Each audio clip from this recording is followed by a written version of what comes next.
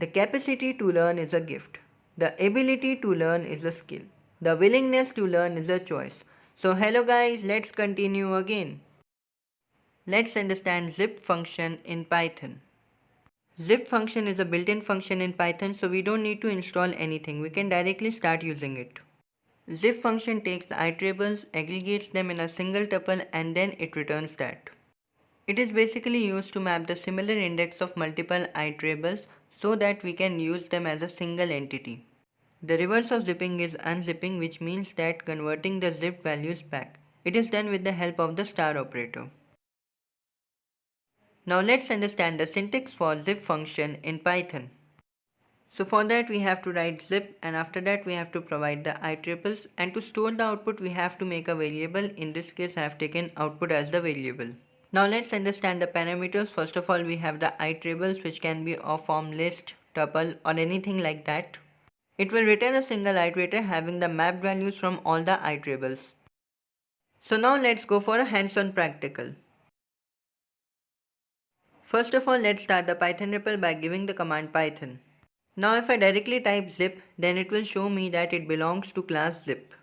So it's basically a constructor of class zip. Constructor is nothing but it is a method that is called when an object of a class is created.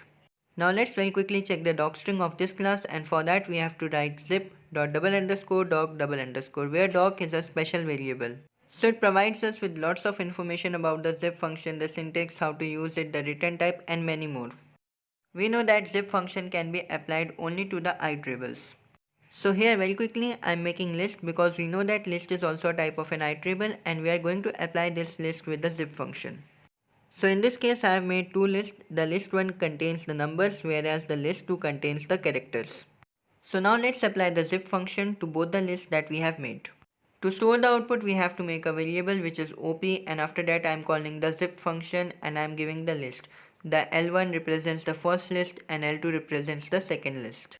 Now very quickly, if I print op directly, then it will show that it's a zip object. To get the actual output, we can iterate over it using a for loop, or we can directly typecast it into a list. So here I am typecasting the output into a list, and for that we have to write the list keyword, and after that we have to type our output, which is op. In the output we can see that we have a list, and inside the list we are having tuples. So in the first tuple we can see that the first value is from L1, whereas the second value is from L2. So both the values on index 0 were clubbed together into a one single tuple. Similar thing was followed for the second value, which was 2 and b, which were clubbed into another tuple. So this is how zip function works. It is actually clubbed all the values which are having the same index in one single entity.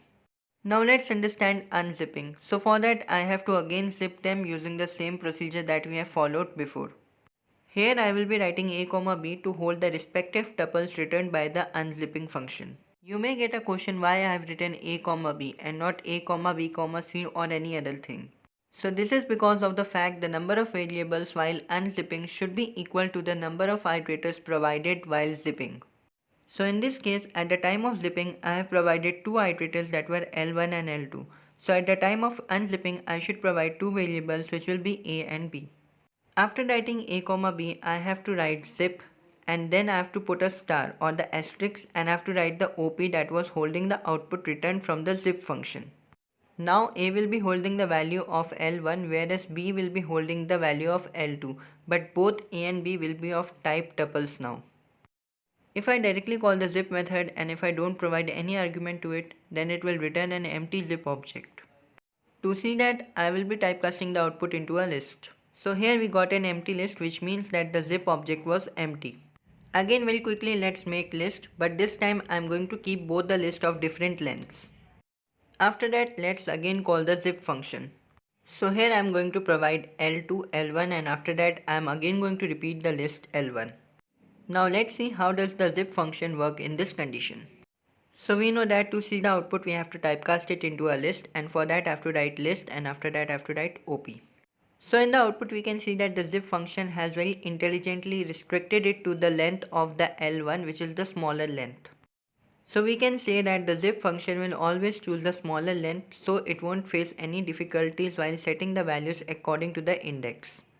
Also, it is noticeable that we can provide any number of arguments to the zip function and it will work perfectly fine. Here I have provided L2, L1 and I have repeated L1, but it has worked fine.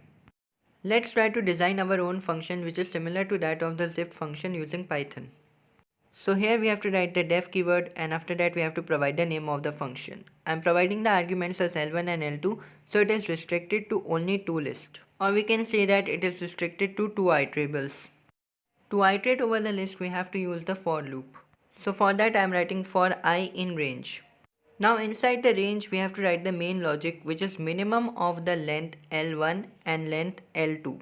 Min is the built-in function in Python which is used to select the minimum value from the given inputs. So why we are finding minimum here? Because we know that if we receive iterables of different lengths then it would create a problem if we chose the longer one. Now we are done with this logic, so let's move inside the loop. Here I am directly printing the output instead of returning it. We know zip function will return the values which are on the same index. So here also I am doing the same thing. I am writing from list 1 return the value on the index I and also from the list 2 return the value from the index I, where the value of I will be set by the for loop. So now let's test it. First of all I have to write the function name and after that I have to provide the arguments which is L1 and L2. It is the same list that we have declared earlier. So here in the first iteration it has returned 1, 1 which is very much true because on the 0th index in both the lists the value is 1. After that in the second iteration it has returned 2, 1 because on the first index in the first list I can see the value as 2 and in the second list I can see the value as 1. And I can also see that it didn't went for the third iteration because the first list has been exhausted. So here we can say that we have created our own zip function. I know that it doesn't provide all the functionalities provided by the zip function, but we can at least say that now we know the concept behind the zip function. I hope that everyone has got some knowledge from this video, and if you have any doubts then do comment and let me know. That's all for today. My new video will be uploaded soon. Thank you.